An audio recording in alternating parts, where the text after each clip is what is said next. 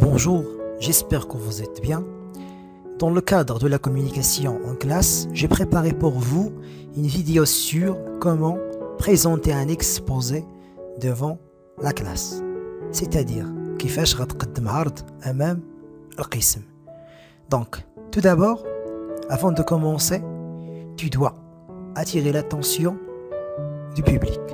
C'est-à-dire, tu dois éveiller la curiosité de vos camarades de classe pour qu'ils suivent avec vous. Vous pouvez dire, par exemple, pourriez-vous faire attention s'il vous plaît? Ou bien, vous pouvez également dire, je demande votre attention s'il vous plaît. Ou plutôt, pourquoi pas, maintenant, je vais vous parler de quelque chose qui vous intéresse. C'est-à-dire, si vos collègues parlent, ils vont faire attention maintenant. Voici un autre exemple à dire pour attirer l'attention des participants.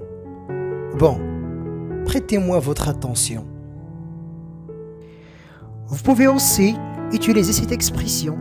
Je crois que je vais commencer. Après que les participants vous suivent, vous pouvez maintenant les saluer en disant par exemple « Bonjour tout le monde, j'espère que vous allez bien ». Ou bien vous pouvez utiliser aussi cette expression « Bon après-midi à toutes et à tous ». Si le public ne vous connaisse pas, vous pouvez vous présenter. Par exemple, vous pouvez dire « Bonjour, je m'appelle monsieur ou bien mademoiselle ». Vous citez votre nom. Puis, vous pouvez vous adresser au public en lui destinant les questions ou bien des questions sur le titre de votre exposé. Par exemple, vous pouvez dire à ce public « Connaissez-vous le thème de l'adolescence, du terrorisme par exemple ?» Ou bien vous pouvez dire « Avez-vous déjà entendu parler de ?» C'est-à-dire de, vous pouvez mettre ici le thème ou bien le sujet abordé dans votre exposé.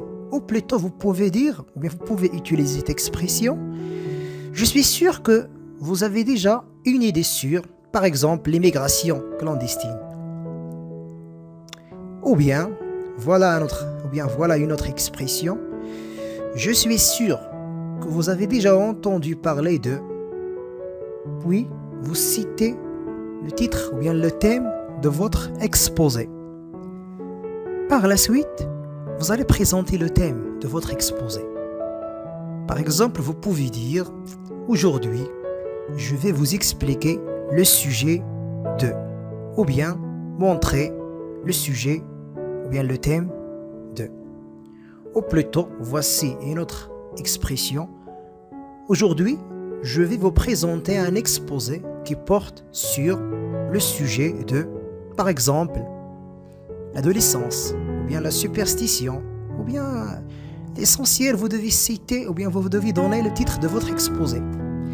Vous pouvez également dire, aujourd'hui, nous allons parler du sujet de...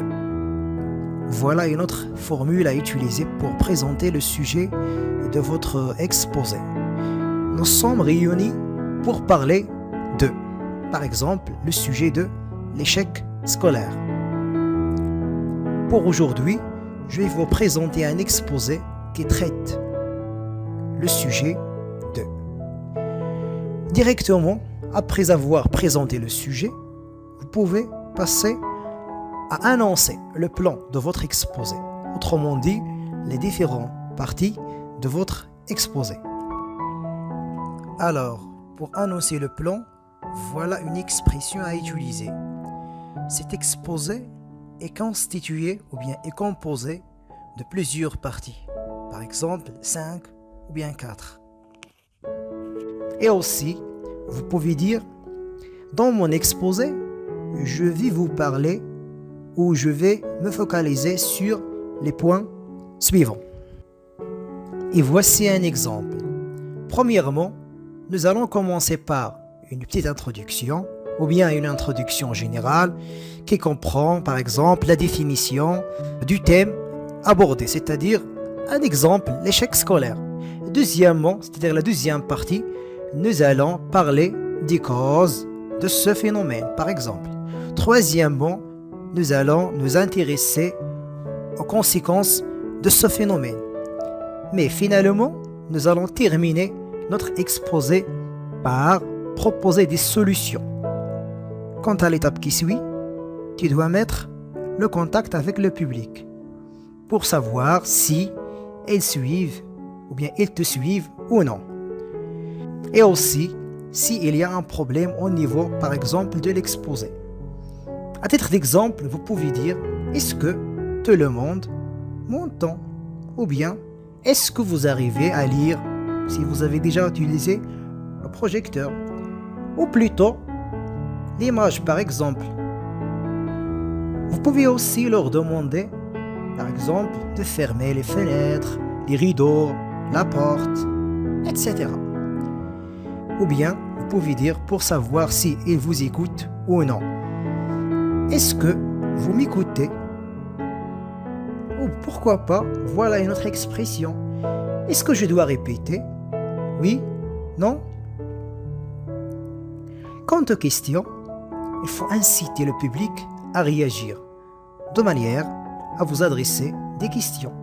Par exemple, pour demander ou bien pour inciter ou bien motiver le public à vous poser des questions, vous allez dire, si vous avez des questions, n'hésitez pas à me les poser.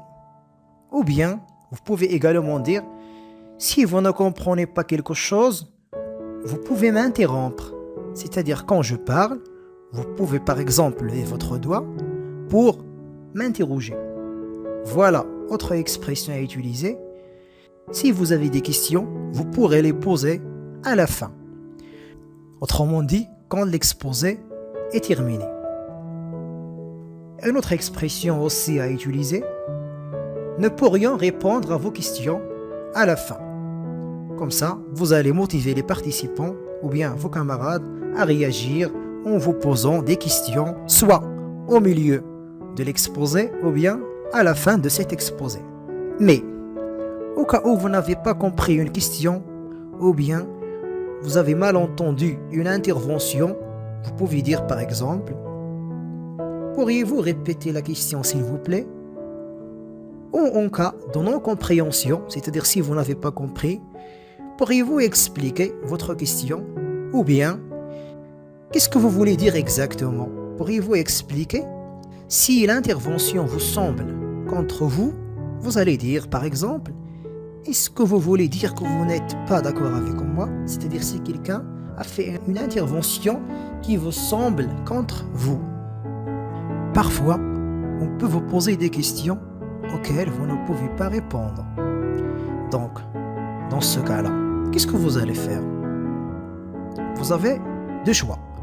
Vous pouvez demander par exemple à quelqu'un, à un camarade ou bien à un collègue, de répondre, sans que personne ne sache que vous ne connaissez pas la réponse.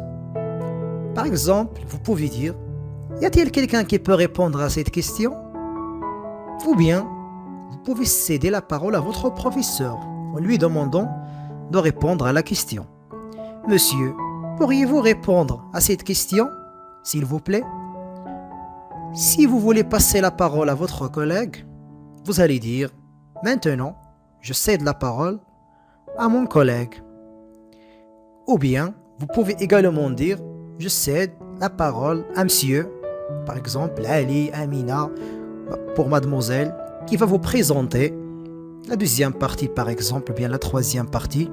À propos de la conclusion, il y a plusieurs exemples, il y a plusieurs expressions que vous pouvez exploiter dans cette partie. À titre d'exemple, vous pouvez dire, pour conclure, je dirais que. Puis vous dites la suite. Ou bien vous pouvez dire aussi, pour terminer, on peut dire que. Voilà une autre expression. En somme, on peut constater que.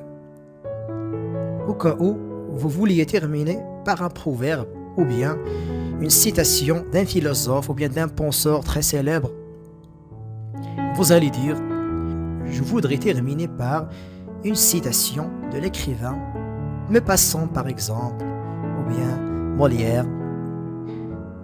Alors, maintenant, les expressions de remerciement. Bien évidemment, vous devez remercier les participants, car ils vous suivent pendant ou bien durant l'exposé.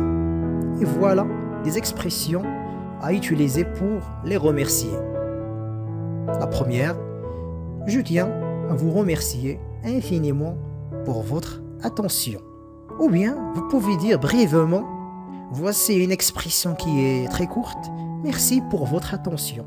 Pourquoi pas, il y a une autre expression à utiliser, je vous remercie pour votre attention.